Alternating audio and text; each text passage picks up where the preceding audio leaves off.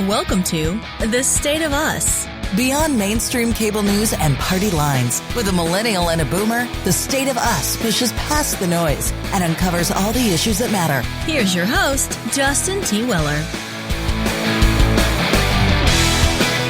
Over 2 decades of war that spanned 4 United States presidents, the Pentagon had always managed to fend off the political instincts of elected leaders frustrated with the grind of Afghanistan, as commanders repeatedly requested more time and more troops. Even as the number of American forces in Afghanistan steadily decreased to 2,500 who still remain, Defense Department leaders could cobble together a military effort that managed to protect the United States from terrorist attacks, even as it failed spectacularly to defeat the Taliban in a place that had crushed foreign occupiers for 2,000 years. That's according to the New York Times. It goes on to say the current military leadership hoped it, too, could convince a new president to maintain at least a modest troop presence, trying to talk Mr. Biden into keeping a residual force and setting conditions on any withdrawal. Mr. Biden refused to be persuaded, and that's exactly what we're talking about today, is Mr. Biden, President Biden's decision to withdraw the remaining 2,500 or so troops by September 11th of 2021. The best choice?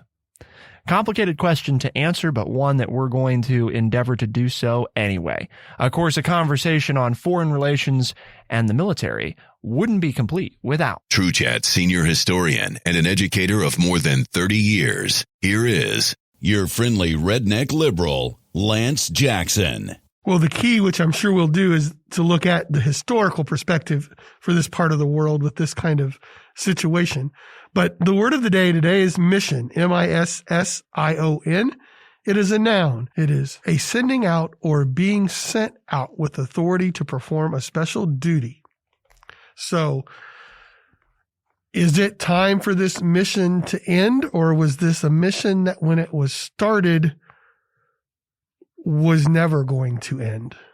And I am old enough to remember discussing that in my classroom at the time and bringing up the fact that in this part of the world, when you get involved, you're either going to be there for the long term or why get started? So then why even get started in being involved? So President Biden, Lance, said, quote, war in Afghanistan was never meant to be a multi-generational undertaking, end quote there.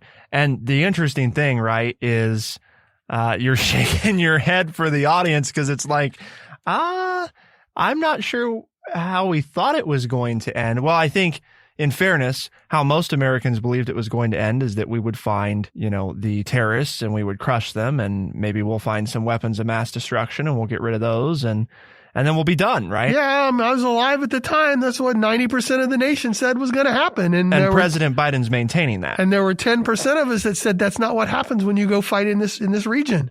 History shows that that's not what happens when you fight in this region. Yeah, it is, because we're America and this is what's going to happen.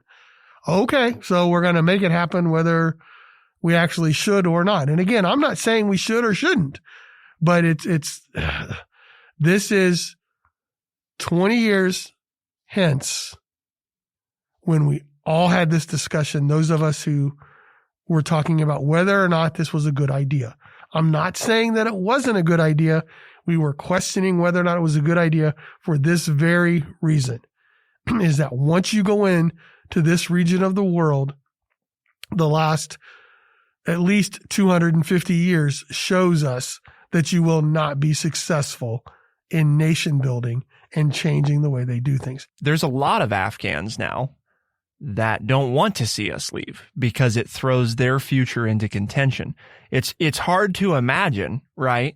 But for people that are my age, they grew up in an Afghanistan with Americans present. That's the world they've known. Women have gone to school. Not all women, obviously, but where women did not go to school, women now can, some women can go to school and have jobs as journalists or in government or, all these different things that it's like, whoa, those two older Afghans, that didn't happen. So I think there's also this interesting, when we showed up, we may not necessarily have been welcomed by many. But it's also important to understand that when we showed up, there was a government basically run by the Taliban. And when we leave, guess who's going to run the government? Right. Probably. It would be surprising if not, right? There's another article that we have linked from the New York Times, and we'll talk more about this in the second segment, Lance, which is specifically, right, the women component. But the question, I think, is that, is this what most Americans really want? And it goes back to that idea, right, of we were led to believe, and I think a lot of the leaders selling it at the time believed themselves, right, that this was a temporary thing, that we were going in and coming out. You're just shaking your head. Tell me. You don't. No, you're right. Okay. You're right. And they were wrong. And I said they were wrong 20 years ago in my classroom, and now I get the airwaves to say that they were wrong. I mean, it was, I just don't understand when people who are in charge don't look at the history of a situation and look at the history of the region in which they are making a decision to do something in. This is, all you are doing is, I wish that you were old enough that you had sat in my classroom 20 years ago, because all you're doing right now is reading information, reading decisions that our government is making that I said they would make 20 years ago. And it's just like, we've done, and I'm not saying it's the wrong decision, but you're just pointing out my frustration in that, well, when we did it, this is what we really, yeah, but there were 10% of us that were taking the heat saying, but when you do this, this is what's going to happen. And we've been proven correct. But at the time, we were chastised as not being patriotic and not being a true American because we were questioning whether or not this was the right move to make. So I'm shaking my head because it's an I told you so moment, and I took heat.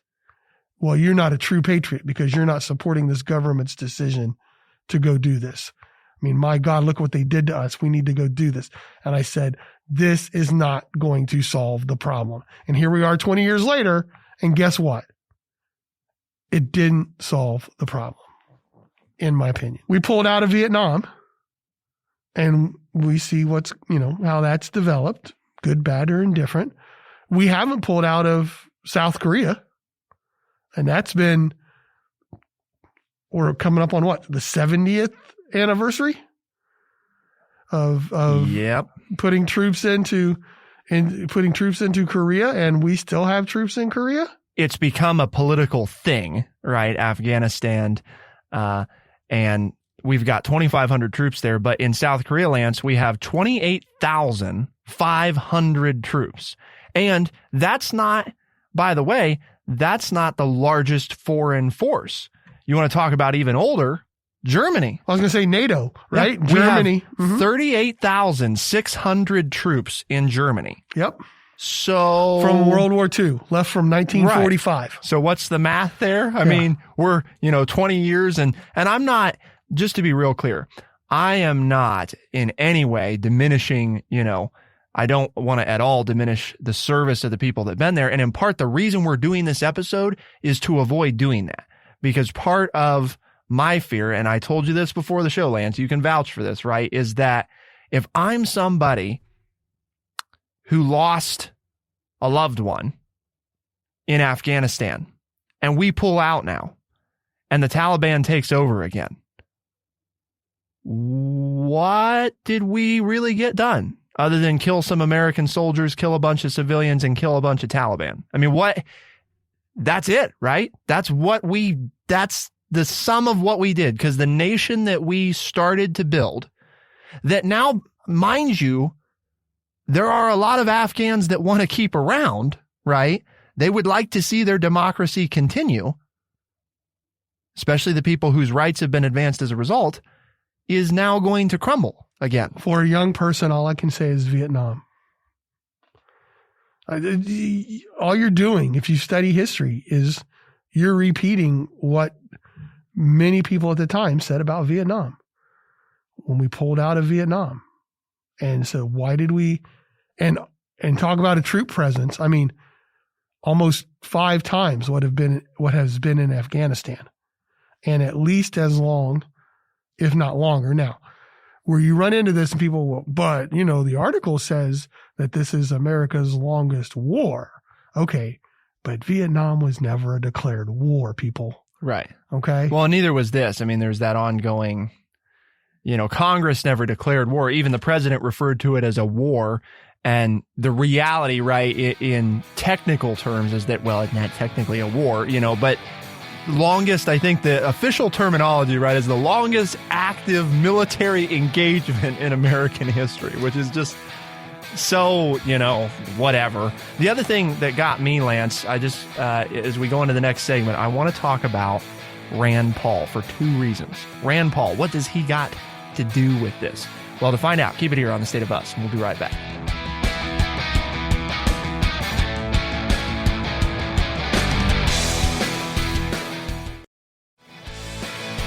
We are The State of Us. Here's your host, Justin T. Weller. One of Lance's all-time favorite politicians, Mr. Rand Paul. He's shaking his head. He doesn't like Rand Paul very well, I don't think. No, you're going to talk about Rand Paul because I can't believe I just said that person's name passed across my lips. Because that's, for as much as I love the state of Kentucky, I mean, my family came from Kentucky. I love Kentucky. I love to visit Kentucky. I can't believe that Kentucky has elected Rand Paul and Mitch McConnell to represent them. I mean, that just goes against all of the people that I know in Kentucky, that I love Kentucky and the air and the land and the people.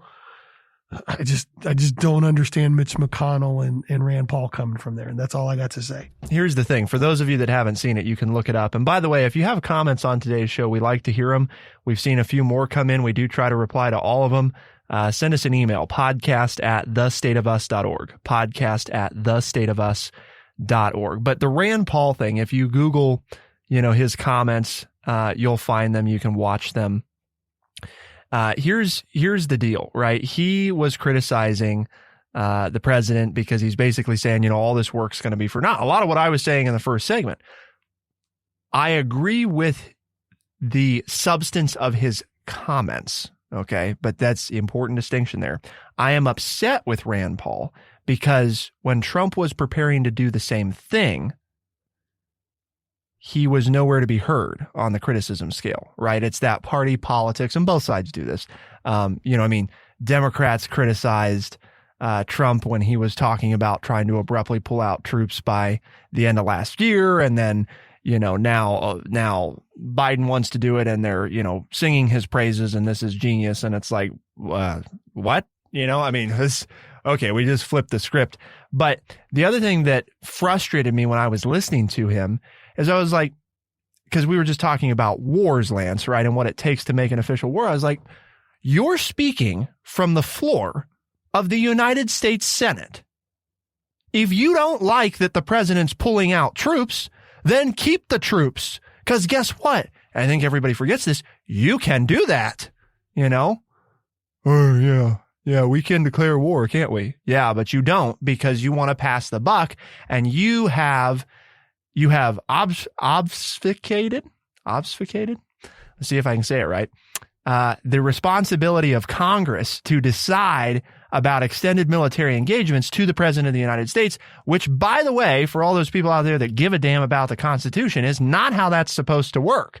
But that's what's happened. And then you have the gall to stand on the Senate floor and criticize the president when you're not doing your job. If you don't like it, declare war. And then have the president explain why, with a declared war from Congress, he will not deploy troops.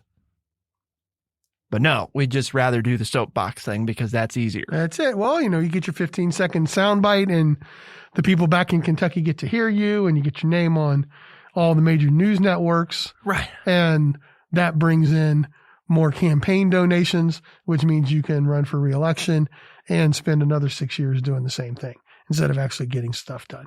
And as you said, that's not a bash on Mr. Rand Paul, that's what they all do. It doesn't matter whether they're Democrats or Republicans.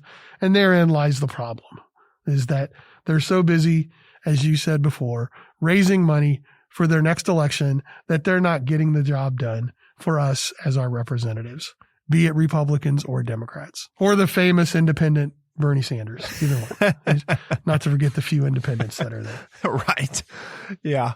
The lonely independents. That's all right. Bernie's used to being lonely. He's been lonely a long time. So, but Lance, tell us about the article I handed you about the Afghans wondering what's going to happen, because we touched on it in the first segment, right? Well, it's the age old question of when a country goes into fight and they change the rules, that the people that you change the rules for now are wondering, well, am I going to get to do the same kinds of things? You mentioned, that females under the Taliban, a religious group, weren't allowed to be educated. And under the United States, obviously, we fought for that. And, they're interviewing a young woman, one of many, who has been educated, who is in the equivalent of what we would call the 11th grade, a junior in high school. And there's a real fear of, come this fall, am I going to be allowed to go back to school? Will it even be an option? Because if the Taliban takes over, will they shut down all the schools where women are allowed to be educated? So you've got this whole question of, we've spent all this time getting rid of taking the Taliban out of power. We didn't get rid of the Taliban. The Taliban is still there. President Trump made a deal with the Taliban last year. So they're still in existence, and everybody's just waiting for them to take over and run the country again. And this young lady is like, I don't know what my future holds for me, because I may not be able to continue going to school, something that with the U.S. presence here, I've been allowed to do. There's also, this farmer who's growing his crops, and he's fearful every day when he sends his family out to harvest and to plant, because of the landmines that have been planted by both sides. And we know, this has been huge in any war, because the landmines are put there, and sometimes they're put down indiscriminately, or the maps that, if they were mapped, they've long been disappeared or have been destroyed. And children and animals and the elderly and workers just indiscriminately set them off and get blown up. Because here's the thing. When the U.S. leaves, when the Russians left this area, when the British left this area, they just leave their stuff behind. That's a reality, and that's real. And these people are like, well, wait a minute. You brought it here. You started this, and in the case of the women, you gave us this hope, and now you're just going to bail on us and probably put us back under the Taliban? Now, the counter argument then is, right, well, if we leave, then the people of Afghanistan will get to dictate who their government is. And if they want women to have rights, then they'll elect a government that says that. Except there won't be free, open, and fair elections, because women won't be allowed to vote. Well, never let the facts get in the way of your opinion. There's that old saying there. I forgot. You are correct. I mean, that is the real concern with these people. And then there's another part of the article that talks about how, well, the Americans started all this and now they're just going to leave. The job's not done. It is. The other side, though, is, right, and this is important to note, you have two Afghanistans that have emerged, maybe more than that, but two. You've kind of got the urban centers, right, that have generally been free of war. I mean, the larger cities, right, like the capital, for example, people have gotten used to what many of us might travel there and recognize it as somewhat of at least moving in the direction of a modern city, right? And these people have the opportunity to get educated and get jobs in things other than farming or trade. And so we would recognize some of those things. But then you go just a few miles, right, outside of that area, and now it looks like the Afghanistan before we showed up, where there's fighting and there's bombs and the Taliban runs things in some areas and not in others. And, it's a hodgepodge. And so I think it is important to note that not all Afghans want us there. A lot of the ones that were interviewed for this article want us there, but that's because they have become accustomed to Afghanistan with us present, right? It's that whole thing. It's like what we talk about with Obamacare, right? There were a lot of people that fought Obamacare who now use Obamacare. And while they may think there's something better than Obamacare, nobody seems to be able to figure out what that is. So They don't want to lose what they have, right? Maybe we're not doing a great job. And I think there's a good argument to be made for we're really sucking in a few areas in Afghanistan, maybe more than a few, right? Where we're not doing a good job. We are doing a good job in some areas. And is life better for more Afghans than it was before we arrived? Generally, yes. So that goes back to, well, I can keep my okay life, or I can have something worse. Well, that's why most people go to work every day. Right. Is, well, I really don't like my job and, but my life's okay if I'm working. Yeah. If I don't work, my life's going to get a lot worse. So I'll go to work today. Exactly. I mean, that's not the attitude you want to have when you get up every morning. I think there's the side also, right, we talked about 28,500 troops in South Korea, 38,600 troops in Germany, places that we now regard as close allies, right? But let's not forget, World War II, right? I mean, Germany was not an ally, and having 38,600 troops sitting there would not have been on the table prior to World War II. So does that mean, because I think what's going to happen, Lance, is right, there's a lot of people listening like, oh my gosh, so it just sounds like you guys are just in favor of troops everywhere. What I hope we're communicating as a point, Lance, is that this idea that we can go someplace, fight, and then just leave and everything be okay. Maybe you can think of something. I can't think of an example in American history where that's been demonstrated as successfully working for an extended period of time, where we can go someplace, we can fight like hell, and then we can just leave and assume that everything will just be fine and that they'll stay our friends and that they won't cause trouble and they'll do exactly what we want. I'm at a loss for finding an example of where that has ever been true. It wasn't true in World War I. It wasn't true in World War II. It wasn't true. And we saw what happened in Vietnam, right? I mean, we saw what happened when we're doing what we're about to do right now. It hasn't been true, in the Korea War. It wasn't true in the Korea War, right? I mean, so it's like everywhere that we have successfully built a better democracy, right? And maybe Germany is the best example of that. It's the place that we have the most troops, 38,600 troops, overseas, single country. So what has led us to this idea that that's going to work, and maybe we don't think it's going to work. Maybe we just don't care. But that, to me, is the question that we talk about in the third segment, Lance, of that idea of if you want to be a world power, is this the cost? Do you have to accept that is the cost? Let us know your thoughts. Send us an email, podcast@thestateofus.org. We're going to try to answer the question. Keep it here on The State of Us. We'll be right back.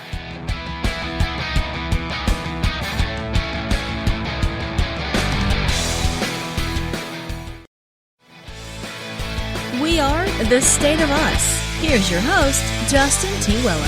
A lot of troops deployed overseas, Lance. We've got all these places that we fought wars, and you go all the way back, to the revolution, right? And our first big enemy as a nation, the United Kingdom, which is now one of our closest allies, who we fight side by side by in many altercations. So what's led us to this idea, all of a sudden, that the thing to do is to pull troops out of places that we want to remain peaceful? Well, I just think it's the nationalistic ideas that we have that we're not going to worry about the rest of the world. We have to worry about ourselves. We have to take care of ourselves. That was President Trump's big mantra. And I think we're still living under some of that feeling and idea. And if you study history, history shows that when you do that, then you just allow bad people to move into different parts of the world to cause trouble. And then you just have to take care of it later. And all you have to do is pick up a history book and read it. And it doesn't matter if it's the United States or Great Britain or the Romans, anybody who's ever been the world power, that's what happens. The population gets upset with extending money and people into areas of the world that they don't see as necessary, or they just get tired of doing it. And so then the government is forced to bring those troops home. And then that's the beginning of the end for those countries as a world power. And I'm not saying it'll happen in 5 years.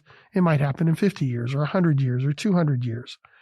But that's the recipe for disaster. But the thing is, people become war weary. They become weary of paying money and seeing their loved ones serving in places that they can't even spell or find on a map. And they're like, we're just tired of this. And so everybody come home and we're just going to worry about what goes on inside of our borders. And we're tired of fighting everybody else's battles. And it's costing money and lives and strength and energy that we just don't have anymore. So we're not going to worry about the rest of the world. Folks, I don't have any problem with that if that's what you want. Understand it will lead to the fact that somebody else will usurp the United States and take over and become a world power. That's the thinking that leads to countries falling out of world power. And maybe you don't want to be a world power. Maybe you say, well, the United States shouldn't be a world power anyway. Okay. Then start to pay higher prices for goods. Start to, learn other languages. All of those things, that we take for granted because we've been the world power since 1945. And there are very few of us, and I'm not one of them. There are very few people left who know what it was like to live in the United States when we weren't a world power. And so you can pick up your history book and read about, look at Great Britain now. Great Britain still wants to talk like they're a world power, but they're not. Nobody's picking up the newspaper and worried about what the British are doing anymore. But around the world, people pick up their newspaper and worry about what's going on in the United States. And that's something that we've grown accustomed to. But these kinds of actions are pulling troops out of areas are the first steps towards creating another problem where we're either going to have to put in more troops or the start of the United States losing its power throughout the world. I didn't mean to leave you in the lurch there, but it's like, to me, it's that simple. Take your pick, okay? And I'm one person. I'm one person out of 330 million, so I don't get to dictate what we should do. But that's why we're having this discussion today, is because people need to understand that, okay? I don't like it's like you said in the last segment, I personally don't like having troops all over the place. I don't like putting American citizens in harm's way. But at least I believe that I understand that that's the sacrifice we make as a nation, me through paying my taxes and supporting these people and considering them, thanking them for what they do, that allows me to live the life I lead because we're a world power. And if we're not going to do that, then I'm not going to have the life that I've grown accustomed to, or my children won't, or the generations that follow. To me, it's that simple. So choose, folks. I'm one of 330 million. If the majority chooses differently than me, then so be it. But if you're 100 years from now and you've picked up this show and you're an alien and you're like, man, that guy was right. That's exactly what happened in the United States. Just remember, you heard it here first. Oh, well, I was just pulling up, Lance, for some reference. The United States foreign bases, right? Overseas bases. Come on, man. We did this with War to Save America. I was trying not to bring this up. Here's right. The Pentagon stated that in 2013 that there are around, of course, they don't, the exact numbers we don't want to talk about. There are around 5,000 bases total, with around 600 bases overseas. And obviously, due to the sensitive nature, there's no comprehensive list of all detailed information concerning those installations. But think about that. 600 overseas bases. I mean, my gosh. And I looked up because I mentioned the United Kingdom, Lance, right? Our oldest enemy or ally, depending on how you want to look at it. We have 24,000 U.S. military personnel in the United Kingdom. So what?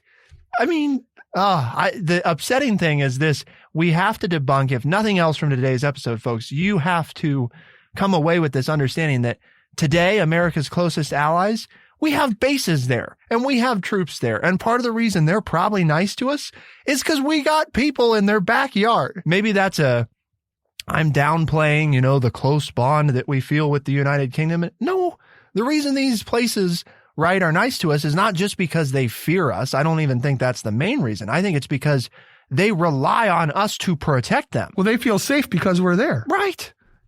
Germany has 38,600 troops. Russia's not going to be marching into Germany anytime soon. They'd be crazy to do that. In Germany alone, we have a huge number of military installations. And that's the most, I think, of any single country overseas, right? And you look at, and Japan, there's another, right, World War example. Very close ally. We're very, very close with Japan. Yeah, we also fought a war and we bombed them, I mean. But we have military installations right. throughout the country in Japan and still have a military presence. Yep. I don't know. I'm sorry. It's so frustrating because it's like, where do you think, Australia, right? I mean, another close ally, and South Korea and the United Kingdom and Germany and Japan. And these are all places where we got the most troops, folks. I mean, it's just simple math. I think it's a reality. Most of us, my entire life, there's been around 30,000 troops in South Korea, right? I mean, that's just how it is. That's what we're used to.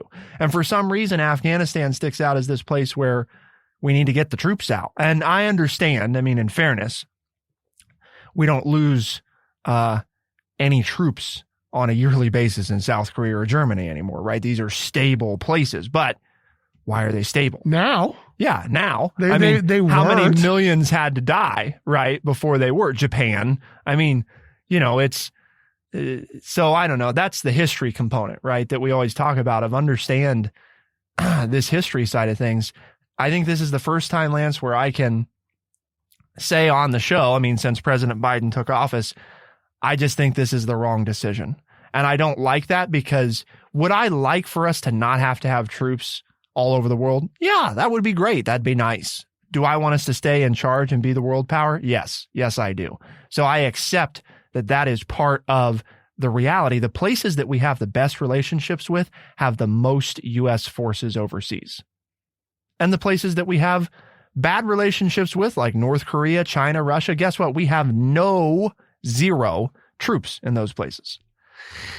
So, I don't know. I mean, correlation, causation thing, I think there's more going on there, right? I think there is a correlation. We fought wars with these people. We killed, millions and millions of these people. And now we have bases there and we're good friends. And we have trading agreements, and we have things that we get from them, supplies, raw materials, finished products, and we send things back to them, and it creates jobs in our country because we have these relationships. They buy food, they buy products from us, and have for years and years and years, and creates jobs in the United States because we've done these things and had these long-term relationships. Just the facts, folks. Just the facts. That's all we're trying to do, is present the information here. And do we probably, most of us, wish that there was a better way to do things than this? Probably. But right now, this is the system that works. And we're saying, well, we're going to write this off. And then will that young lady get to continue to go to school? Will that farmer get to continue to run his pomegranate orchard and produce the products? Or will the Taliban take over, and will things start to happen to these people, and democracy will not take root in Afghanistan, and it will become a haven for more terrorists, which we will have to deal with in the future? I guess, in the words of President Biden, we'll find out later in another 20 years, since we're not going to continue this process at this time. That was a very nice way to end it. So it's fair to say that you disagree with this decision. based on the information available to you as a regular civilian individual. With what I've been given, yes, we will not continue to see what stability there has been in Afghanistan. I do not believe that we will continue to see it if we pull the troops out. Yes. I end on this note for people. What Lance and I demonstrated today is what I think what we preach all the time, right? Is that you could vote for somebody.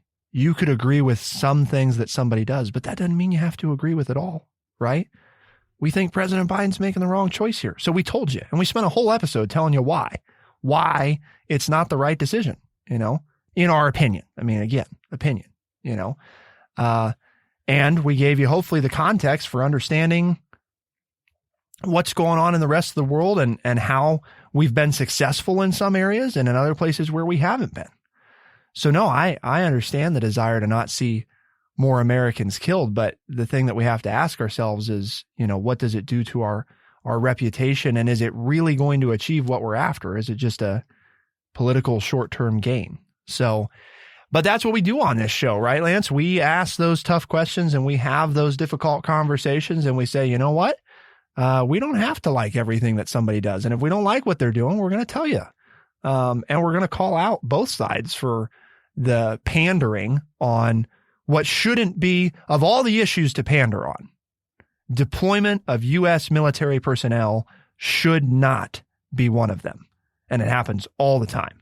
Don't let your representatives get away with it because it's a gross abuse of our United States Armed Forces and the work that they do that's so important. So what's our mission, Lance? Why do we have this conversation today? I just like it when people say do. But anyway, True Chat's mission is to educate people by providing honest, open, and respectful conversations, which is what we've done here again today. And again, podcast at thestateofus.org. Let us know what you think. You don't have to agree with us. We don't even necessarily want you to agree with us. We want to get the debate. We want to talk, because if one side talks and the other side talks and they never sit down and discuss what they think, then we never make any changes. And we need to make changes. We all agree with that. So if you're talking to your family and friends and they say, well, that sounds kind of like an interesting show, I'd like to listen to that on my way to work or coming home from work or on my Saturday afternoons when I'm just recreating. Well, tell them they can find us on Spotify, Overcast, Stitcher, Apple Podcast, and everywhere podcasts are found. The State of Us is both a syndicated radio program and a podcast. New episodes Tuesdays and Thursdays by 4 a.m. Eastern Time as a podcast. And the syndicated radio program can be heard in select talk markets around the country. Check your local talk station. If they don't carry us, call them up. Say, hey, you ought to pick up this show. It's really something special. For the State of Us on True Chat in Urbana, Ohio, I'm Justin T. Weller. And I'm Lance Jackson. Special thanks to our producer, Bradley Butch, and thank you all for tuning in. We'll see you next time. Be the change.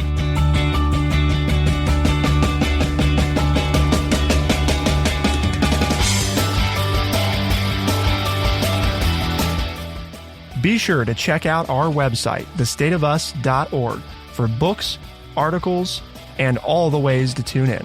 thestateofus.org.